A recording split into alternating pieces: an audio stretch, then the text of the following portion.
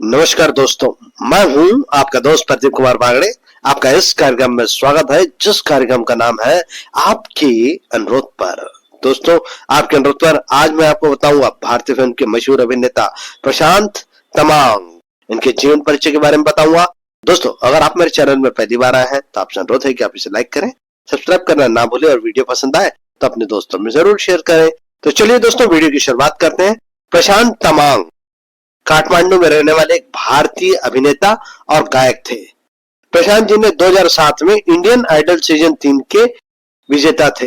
प्रशांत जी का जन्म 4 जनवरी 1983 को पश्चिम बंगाल भारत के दार्जिलिंग में रूपा तमांग और मदन तमांग के घर हुआ था और उन्होंने सेंट रॉबर्ट स्कूल में पढ़ाई की। एक दुर्घटना में अपने पिता की मृत्यु के बाद तमांग ने स्कूल छोड़ दिया और अपने पिता के स्थान पर कोलकाता पुलिस में कांस्टेबल के रूप में भर्ती हो गए। कोलकाता पुलिस ने उन्हें पुलिस ऑर्केस्ट्रा के लिए लिया गया। उनके परिवार में उनकी दादी, माँ और उनकी बहन अर्चना शामिल थी। उन्होंने 16 जनवरी 2011 को नागालैंड, भारत में फ्लाइट अटेंडेंट गीता थापा से शादी की। शादी से पहले गीता थापा का नाम मार्था एली था। इंडियन आइडल कार्यक्रम की कमेटी के अनुसार तमांग ने इंडियन आइडल 3 2007 के लिए ऑडिशन दिया, क्योंकि उनके दोस्त और वरिष्ठों, विशेष रूप से पुलिस के विशेष अतिरिक्त आयुक्त श्री जुल्फिकार हसन, जिन्होंने संयोगवश प्रतियोगिता के लिए तमांग की छुट्टी भी स्वीकृत कराई थी, ने उनसे कहा था कि उनकी आवाज बहुत अच्छी है। उन्होंने कोलकाता के इंडियन आइडल के लिए ऑडिशन दिया और बाद में अगले राउंड के लिए चुने गए। उनके प्रदर्शनों पर जजों की मिली जुली प्रतिक्रिया मिली। वो एकमात्र प्रतियोगी है जो गाला राउंड में कभी भी अंतिम 3 या 4 में नहीं रहे। तमांग अमित पाल के साथ इंडियन आइडल 3 के शीर्ष 2 में पहुंचे। फाइनल में तमांग को अमित से लगभग 10 गुना अधिक वोट यानी कि 70 बिलियन वोट मिले और उन्होंने इंडियन आइडल प्रतियोगिता जीत ली। इंडियन आइडल के विजेता के रूप में उन्हें 10 मिलियन भारतीय रुपए का नगद पुरस्कार और एक मारुति सुजुकी SX मिली। इंडियन आइडल प्रतियोगिता में प्रवेश करने के बाद तमांग पश्चिम बंगाल, सिक्किम और विशेष रूप से दार्जिलिंग पहाड़ियों में एक सेलिब्रिटी बन गए। कोलकाता, सिक्किम और दुनिया भर में रहने वाले नेपाली आबादी ने प्रतियोगिता में तमांग के लिए भारी संख्या में मतदान किया। मिरिक के मेयर ने 10,000 रुपए खर्च करने का संकल्प लिया और उनके कर्मचारियों ने प्रशांत तमांग के लिए SMS वोटिंग में 1 महीने का वेतन खर्च करने का संकल्प लिया। ब्रुनेई, UK, हांगकांग, UAE और अन्य देशों में काम करने वाले नेपाली मूल के लोगों ने भारत में उनके लिए वोट करने के लिए पैसे भेजे। हावड़ा और कोलकाता में उनके समर्थन में यात्रा का आयोजन किया गया, जिसमें उनकी बहन, माता और दादी भी शामिल हुए। पोखरा, नेपाल में रेडियो अन्नपूर्णा 93.4 मेगाहर्ट्ज ने चंदा इकट्ठा करने के लिए अभियान चलाया और एकत्रित 70,000 नेपाली रुपए का चंदा अपने प्रतिनिधि के माध्यम से दार्जिलिंग भेजा गया ताकि लोग तमांग के लिए मतदान कर सके। कोलकाता में हिमालय दर्पण, एक नेपाली समाचार पत्र द्वारा उनके समर्थन में हस्ताक्षर अभियान चलाया गया। स्कूलों, क्लबों और अन्य संगठनों ने लोगों से तमांग का समर्थन करने और उन्हें वोट देने का आग्रह किया, जिन्हें पहाड़ों का गौरव नाम दिया गया।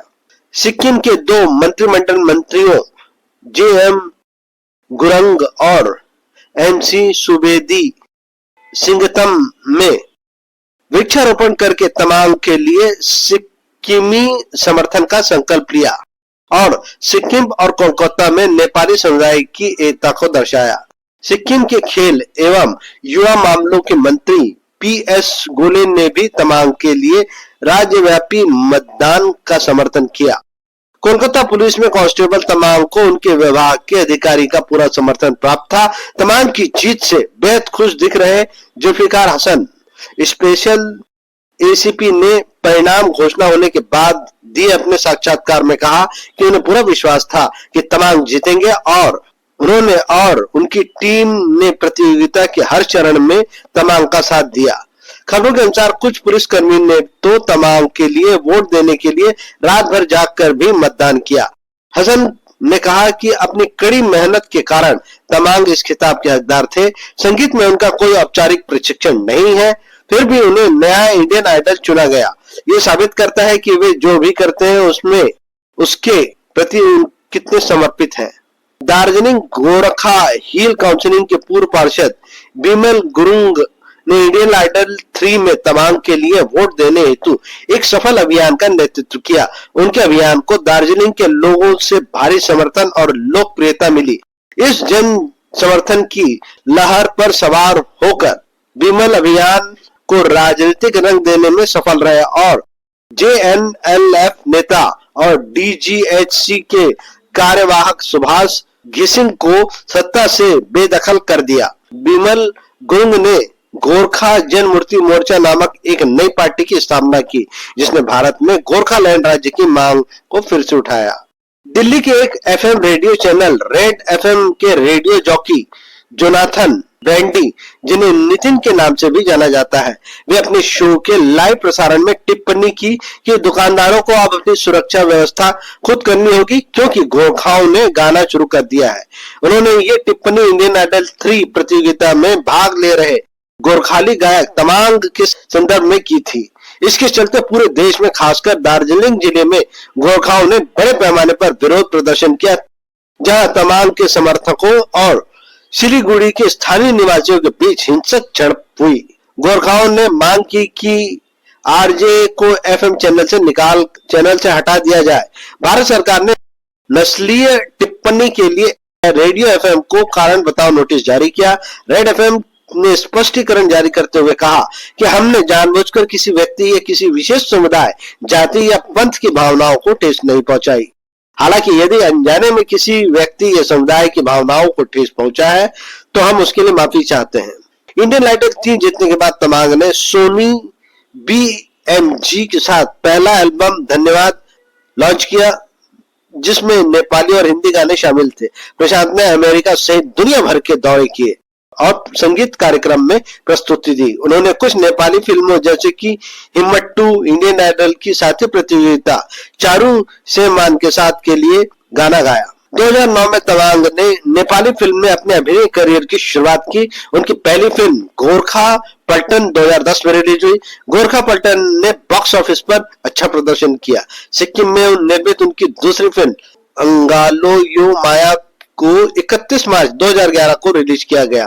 प्रशांत की तीसरी फिल्म कीना माया माँ 2011 में रिलीज हुई। कारगिल युद्ध में गोरखाओं की बहादुरी पर आधारित उनकी चौथी फिल्म निशानी 2014 में रिलीज हुई। प्रशांत जी की फिल्मों के नाम 2010 में गोरखा पल्टन, 2011 में अंगालो यो माया, 2011 में कीना माया माँ और 2014 में निशानी, 2015 में परदेसी, 2016 में ये माया हनाई माँ और 2026 में गलवान का युद्ध। इन्होंने जिन टेलीविजन शो में काम किया 2007 में अंबरधारा, 2025 में पाताल लोक। तमांग की मृत्यु 11 जनवरी 2026 को हुई। खबरों के अनुसार वो हाल ही में नई दिल्ली में लाइव परफॉर्मेंस से लौटे थे। किसी भी अज्ञात स्वास्थ्य की समस्या की सूचना नहीं मिली। प्रशांत तमांग जी के बारे में खास जानकारी। प्रशांत जी का जन्म 4 जनवरी 1983 को दार्जिलिंग, पश्चिम बंगाल, भारत में हुआ। इनकी मृत्यु हुई 11 जनवरी 2026 को नई दिल्ली, भारत में हुई। ये गायक और अभिनेता थे। 2007 से 2026 तक लगातार सक्रिय रहे। तमांग जी की बेटी का नाम है आर्या तमांग और इनकी पत्नी का नाम है मार्था एले। तो उम्मीद करता हूं दोस्तों प्रशांत जी के बारे में मैंने आपको जो जानकारी दी वो आपको जरूर अच्छी लगी होगी। तो इसी के साथ अपने दोस्त प्रदीप कुमार बांगड़े को इस कार्यक्रम से जाने की इजाजत दीजिए। नमस्कार, जय हिंद।